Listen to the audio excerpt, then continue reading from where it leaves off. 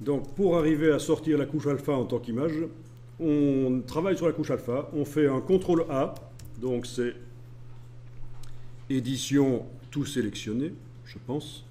CTRL A, non c'est sélection tout sélectionné, excusez-moi. Sélection tout sélectionné, oui, on le fait tellement souvent par le raccourci clavier qu'on oublie où c'est. Donc CTRL A, tout est sélectionné. Puis édition copier. Et puis je fais un nouveau document. Il se trouve que dans Photoshop, quand on a fait une copie de quelque chose, d'une image, avant d'aller dans Nouveau document, il propose de faire une image qui a la bonne dimension pour recevoir ce qui a été copié. Donc je viens de faire copier avant, édition copier. J'ai copié donc une image, des pixels.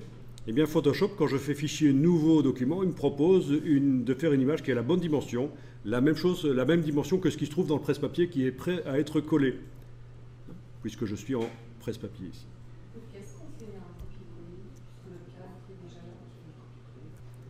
Donc je clique sur OK et je colle, édition, coller. Et voilà, la couche alpha est une image que je peux enregistrer. C'est une image grise, bien entendu, mais je peux la convertir en RVB, image mode couleur RVB, si je veux mettre de la couleur dedans, notamment si je voulais lui donner une petite coloration. Aplatir. Calque, nouveau calque de réglage, teinte de saturation. OK. Cocher la case coloriser ou redéfinir et donner une coloration, si on veut, à la photo, etc. Voilà, vous voyez le principe